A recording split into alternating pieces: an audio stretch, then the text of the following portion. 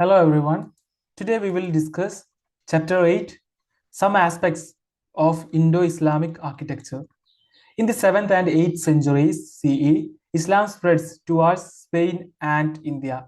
Islam came to India particularly with Muslim merchants, traders, holy men, and conquerors over a passage of 600 years. Although by the 8th century CE, Muslims had begun to construct in Sindh, Gujarat, etc. It was only in the early 13th century that large-scale building activity was begun by the Turkish state, established after the Turkish conquest of northern India.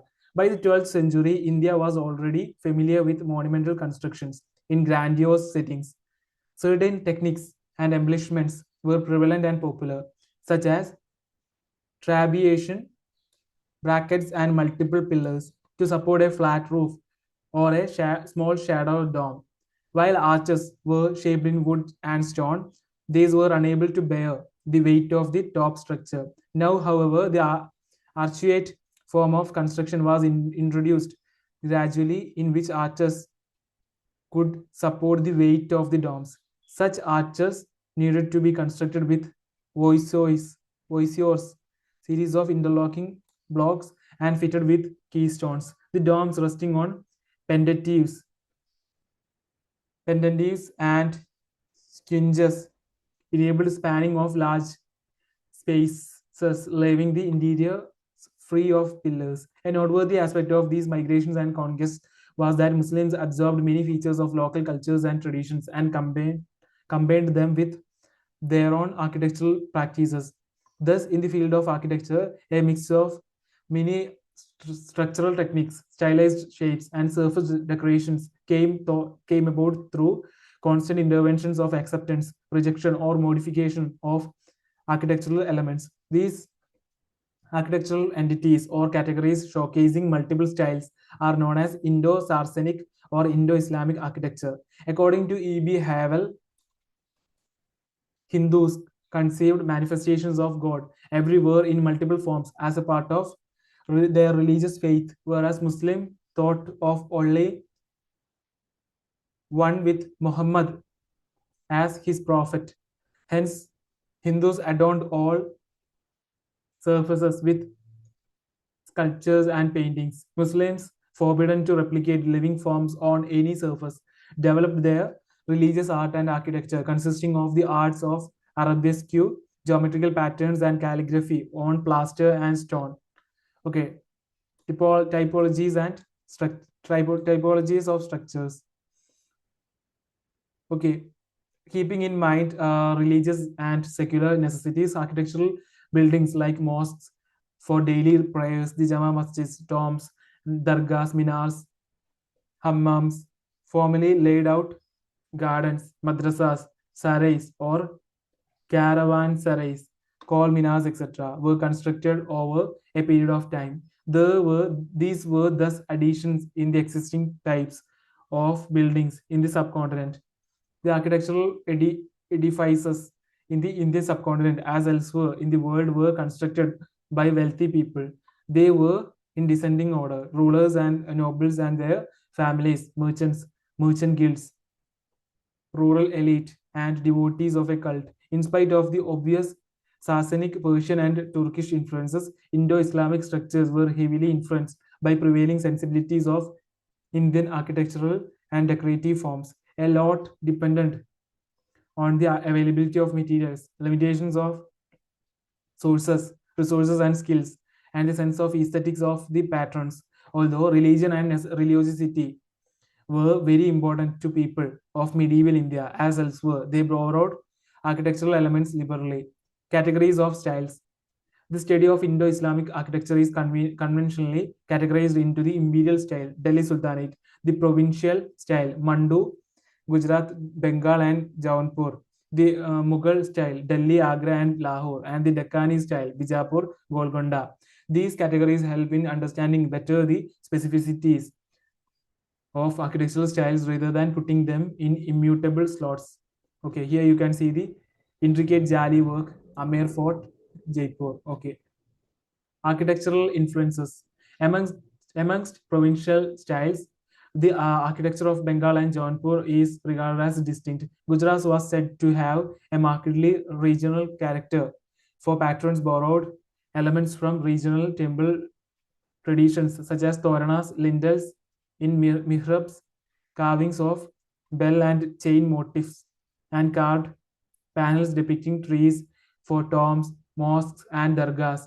The 15th century white marble dargah of Sheikh Ahmad Khattu of Sargej is a good example of provincial style, and it heavily influenced the form and decoration of Mughal tombs. Decorative forms. These forms included designing on plastered through incision or stucco. Okay. The designs were either left plain or covered with colors. Motifs were also painted on or carved in stone. These motifs included varieties of flowers, both from the subcontinent and places outside, particularly Iran. The lotus bud fringe was used to great advantage in the inner curves of the arches. Walls were also decorated with cypress, chinar, and other trees, as also with flower vases. Okay, many complex designs of flower motifs decorating the ceilings were also to be found on textiles and carpets. In the 14th, 15th, and 16th centuries, tiles were also used to surface the walls and the domes. Popular colors were blue, turquoise, green, and yellow. Subsequently, the techniques of tessellation, mosaic designs, and pietra dura were made use for surface decoration, particularly in the dado panels of the walls. At times, lapis lazuli was used in the interior walls or on canopies. Other decorations included arabesque, calligraphy, and high and low relief carving and profuse use of jalis. The high relief carving has a three dimensional look. The arches were plain and squat and sometimes high and pointed. From the 16th century onwards, arches were designed with trefoil or multiple foliations. Spandrels of the arches were decorated with medallions or bosses. The roofs was a mix of the central dome and other smaller domes, chhatris, and tiny minarets. The central dome was topped with an inverted lotus flower motif and a metal or stone pinnacle. Okay. Dodo panel on the wall, Agra. Okay. Here you can see the Pietra Dura work, Agra, found at Agra. Okay. Materials for construction. The walls in all buildings were extremely thick and were largely constructed of rubble masonry. Rubble masonry, which was easily available. These walls were then cased over with chunam or limestone plaster or dressed stone. An amazing range of stones were utilized for the construction, such as quartzite, sandstone, buff, marble, etc. Polychrome tiles were used to great advantage to finish the walls. From the beginning of the 17th century, bricks were also used for construction, and these imparted greater flexibility to the structures. In this phase, there was more reliable reliance on local materials. Okay, forts, building monumental forts with embattlements was a regular feature in medieval times, often symbolizing the seat of power of a king. When such a fort was captured by an attacking army, the vanquished ruler either lost his complete power or his sovereignty. This was because he had to accept the suzerainty of victorious king. Some examples of strong, complex edifices which still exercise the imagination of the visitor are the forts of Chittor, Gwalior, Daulatabad, earlier known as Devgiri and Golconda. Commanding heights were utilized to great advantage to construct forts. These heights gave a good perspective of the region, strategic advantage for security, unfettered and unhindered space to make residential and official complexes, while simultaneously creating a sense of awe in the people. Other complexities woven into such topography were concentric circles of outer walls as in Golconda, so that the enemy had to breach these at all stages before getting in. Okay, here you can see aerial view of Daulatabad fort. Okay, here you can see the Golia fort. Okay, Daulatabad had several strategic devices to confound the enemy, such as staggered entrances, so that the gates could not be opened even with the help of elephants. Okay, it had tin forts. It also had tin forts, one within the other, but at a higher elevation and accessed by a complex defense design arrangement. One wrong turn in the labyrinth or complex pathway could lead to the enemy soldier going in circles or falling to his death several hundred feet below. The Goliath fort was invisible because its steep height made it impossible to scale. It had many habitations and usages. Babur, who did not find much merit in many things he saw in Hindustan, was said to have been overawed at the sight of the Goliath fort. Chittorgarh bears the distinction of being the largest fort in Asia and was occupied for the longest length of time as the seat of power. It has many types of buildings, including stambas or towers, to signify victory and bravery. It was replete with numerous water bodies. Innumerable acts of heroism have been associated with the principal people in the fort, forming the substance of many a legend. An interesting aspect associated with forts is that within the palace complexes, stylistic and decorative influences were absorbed most liberally. Okay, minars. Another form of stamba or tower was the minar, a common feature in the subcontinent. Two most striking minars of medieval times are the Qutub Minar in Delhi and Chand Minar at Daulatabad fort. The everyday use of the minar was for the azan or call to prayer. Its phenomenal height, however, symbolized the might and power of the ruler. The Qutub Minar also came to be associated with the much revered saint of Delhi, Khwaja Qutubuddin Bakhtiyar Kaki. Okay, the Qutub Minar, built in the 13th century, is a 234 feet high tapering tower divided into five stories. The minar is a mix of polygonal and circular shapes. It is largely built of red and buff sandstone with some use of marble in the upper stories. It is characterized by highly decorated balconies and bands of inscriptions intertwined with foliated designs. Chand Minar, built in the 15th century, is a 210 feet high tapering tower divided into four stories. Painted peach now, its facade once boasted of chevron patterning on the encaustic tilework and bold bands of Quranic verses. Although it looked like an Iranian monument, it was combined handiwork. It was the combined handiwork of local architects with those from Delhi and Iran. Here you can see the Chand Minar found at Daulatabad. Okay, tombs, monumental structures over graves of rulers and royalty was a popular feature of the medieval India. Some well-known examples of tombs are those of Gyasuddin Tughlaq, Humayun, Abdur Rahim Khan, Khanan, Akbar, and Itmadu Dawla. According to Anthony Welch, the idea behind the tomb was eternal paradise as a reward for the true believer on the day of judgment. This led to the paradisical imagery for tomb construction, beginning with the introduction of Quranic verses on the walls. The tomb was subsequently placed within paradisiacal elements such as a garden or near a body of water, or both, as in the case of Taj Mahal. Surely, though, such vast expanses of structured and stylized spaces could not have been intended only to signify peace and happiness in the next world, but to also showcase the majesty, grandeur, and might of the person buried there. Okay.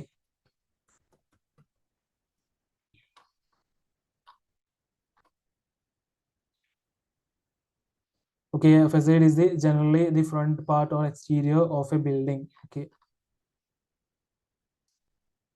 The principal front of a building that faces onto a street or open space. Okay. Sarais. Sarais. Okay. A hugely interesting feature of medieval India was the sarais, which ringed cities and dotted the vast space of the Indian subcontinent. Sarais were largely built on a simple square or rectangular plan and were meant to provide temporary accommodation to Indian and foreign travelers.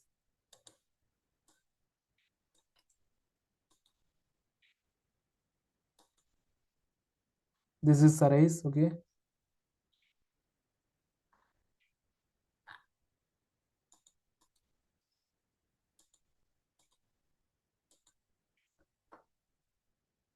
Mm, okay, sarais were largely built on a simple square or rectangular plan and were meant to provide temporary accommodation to Indian and foreign travelers, pilgrims, merchants, traders, etc.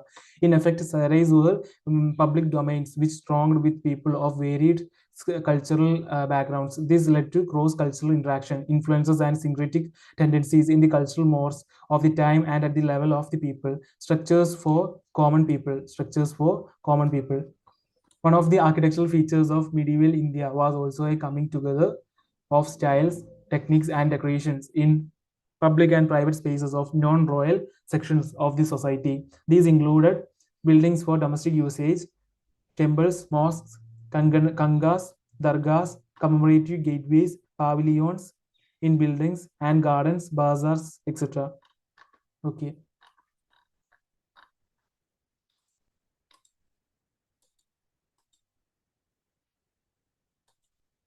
Here you can see the Mando.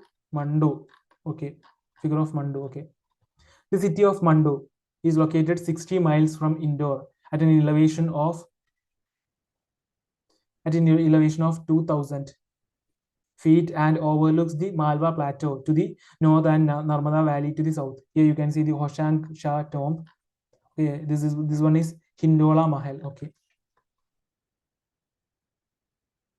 so the city of Mando is located 60 miles from Indore at an elevation of over 2000 feet and overlooks the Malwa Plateau to the north and the Narmada Valley to the south. Mando's natural defense encouraged consistent habitations by Parmara Rajputs, Afghans, and Mughals. As the capital city of Gauri dynasty, 1401 to 1561, founded by Hoshang Shah, it acquired a lot of fame. Subsequently, Mandu was associated with the romance of Sultan Bas Bahadur and Rani Rupmati. The Mughals resorted to it for pleasure during the monsoon season. Mandu is a typical representation of the medieval provincial style of art and architecture. It was a complex mix of official and residential come pleasure palace, pavilions, mosques, artificial reservoirs, baulis, embattlements, etc. In spite of the size or monumentality, the structures were very close to the nature, designed in the style of arched pavilions, light and airy, so that these buildings did not retain heat. Local stone and marble were used to great advantage. Mandu is a fine example of raw architectural adaptation to the environment. The royal enclave located in the city comprised the most complete and romantic set of buildings, a cluster of palaces and attendant structures, official and residential, built around two artificial lakes. The Hindola Mahal looks like a railway viaduct bridge with its disproportionately large buttresses supporting the walls. This was the audience hall of the Sultan and also the place where he showed himself to his subjects. Batter was used very effectively to give an impression of swinging Hindola walls. Jahaz Mahal is an elegant two-story ship palace between two reservoirs with open pavilions, balconies overhanging the water, and a terrace built by Sultan Ghiyasuddin Khilji. It was possibly used as his harem and as the ultimate pleasure and recreational resort. It had a complex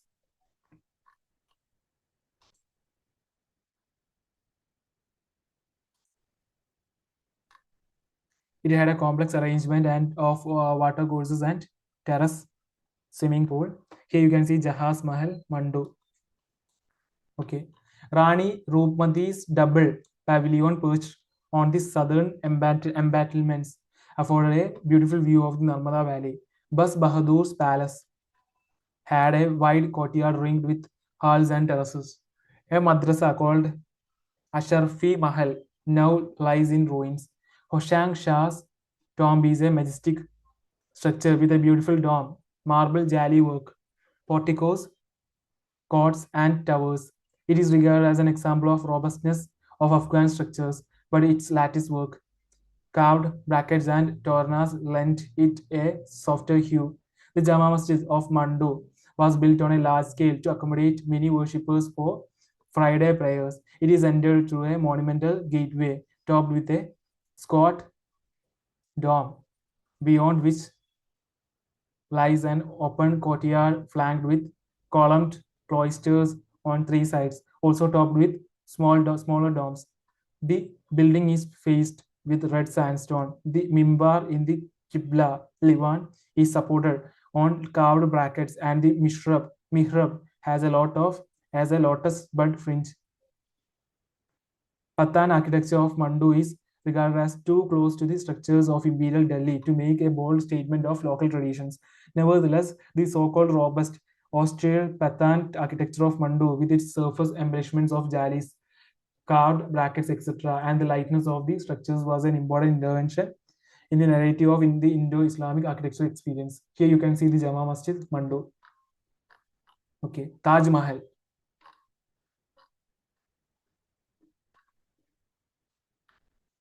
From 1632 onwards, it took nearly 20 years and 20,000 specialized workers to complete this monument.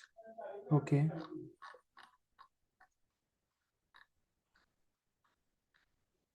Taj Mahal was built in Agra by Shah Jahan as a mausoleum for his deceased wife Mumtaz Mahal. Taj Mahal was the apogee of the evolutionary architectural process in medieval India. The sublimity of the building comes from its orderly, simple plan and elevation, amazingly perfect proportions or symmetry. The ethereal quality marble has lent to it. The perfect setting of bog and river, and the pure outline of the tomb silhouetted against the sky. The patina, the Taj, has lent it a different hue at various times of day and night. The Taj complex is entered through a monumental red sandstone gateway, the opening arch of which beautifully frames the mausoleum. The tomb is laid out in a chahar bagh, crisscrossed with paths and water courses interspersed with pools and fountains. The structure is placed on the northern extremity of bagh instead of the middle to take advantage of the river bank. Okay. A straight path through the bark reaches the plinth of the tomb, from where is accessed the floor terrace of the edifice. At the corners of the terrace stand four tall, tapering minarets 132 feet high. The main body of the building is topped with a drum and dome, and four cupolas forming a beautiful skyline.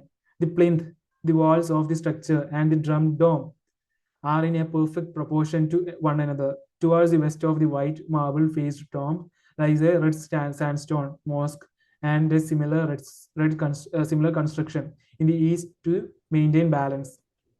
Marble for the building was quarried from the Makrana mines in Rajasthan, and this white edifice is contrasted with the red sandstone of the surrounding structures. The tomb structure is a square with chambers forming eight sides, recessed with deep arches. This structural stylization produces, in the elevation of the building, a variety of contrasting planes and shade, and solids and voids effects.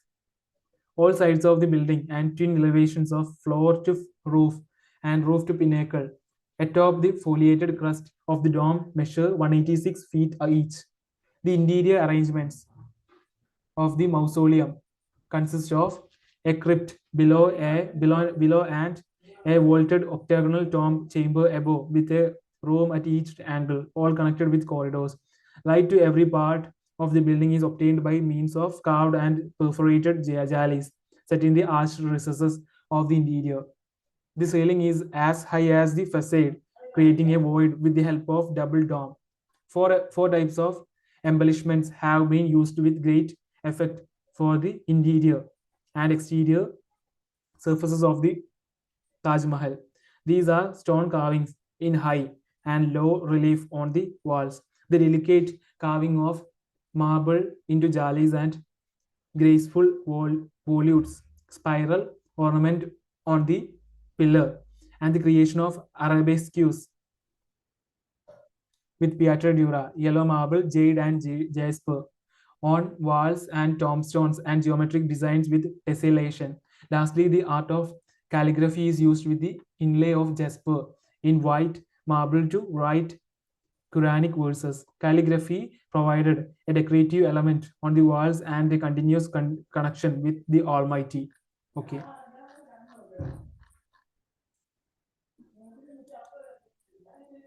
Gol Gumbad.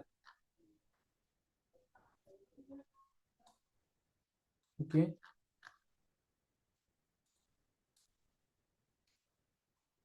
Here you can see the drum of the dome. Okay. Gumbad is situated in Bijapur, in the Bijapur district of Karnataka. It is the mausoleum of Muhammad Adil Shah, 1626 to 1656, the seventh Sultan of Adil Shahi dynasty of Bijapur, 1489 to 1686. Built by the ruler himself, it is a striking edifice in spite of being unfinished. The tomb is a complex of buildings such as gateway, a Nakkar Khana, a mosque, and a sarai located within a large walled garden. The Gumbad is a monumental square building topped with a circular drum over which rests a majestic dome, giving the building its nomenclature. It is built of dark grey basalt and decorated plaster work. Each wall of the tomb is 135 feet long and 110 feet high and 10 feet thick.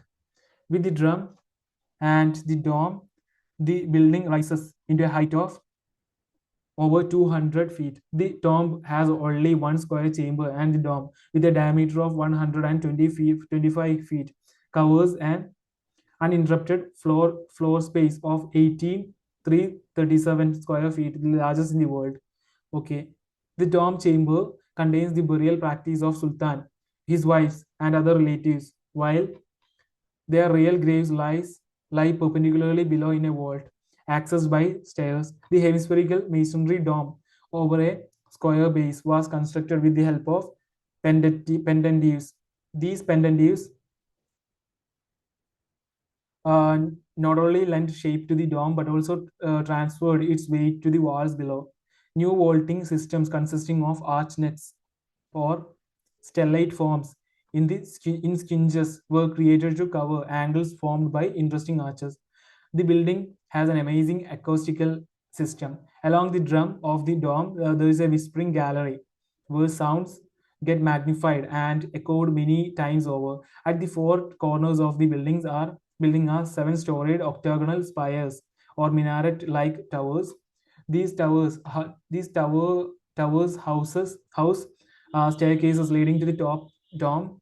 The drum of the dome is decorated with foliation. A heavily bracketed cornice resting on corbels is a distinctive feature of the facade.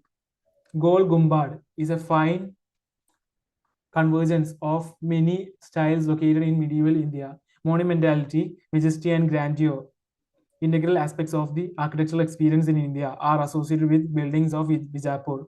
While its structural particularities of dome, arches, geometric proportions, and load bearing techniques suggest Timurid and Persian styles, it is made of local material and is decorated with surface embellishments popular in the Deccan. Four towers at the corners are reminiscent of turrets attached to mosques such as Qila-e Kuhna Masjid and the Purana Qila in Delhi. Okay.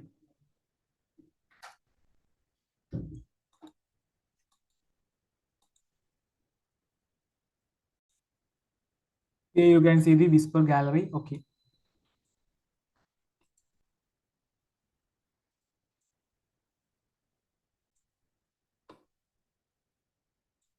Jama Masjid. Jama Masjid. Okay. Jama Masjid, Delhi. Large mosques spanning huge spaces also dotted the landscape of the Indian subcontinent in medieval times. Congregational prayers were held every Friday afternoon, which required the presence of a minimum of 40 Muslim adults, male adults.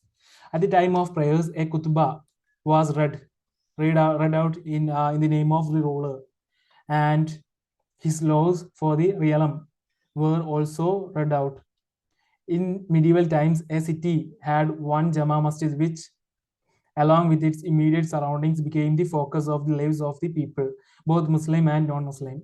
This happened because of a lot of commercial and cultural exchanges were concentrated here, besides religious and indirect political activity. Generally, such a mosque was large with an open courtyard, surrounded on three sides by cloisters and the Qibla Levan in the west. It was here that the mihrab and the mimbar for the imam were located. People faced the mihrab while offering prayers, as it indicated the direction of the Kaaba in Mecca. Okay, here you can see the plan of Jama Masjid. Minaret, Qibla, Els, Mihrab, Tank, Mosque screen, main entrance, courtyard, San, cloisters, Levan. Okay, so we have completed the chapter 8 also. So overall we have completed the NCERT and Introduction to Indian Art part 1. Thank you so much for listening me. We'll see you in next series. Thank you very much. Bye.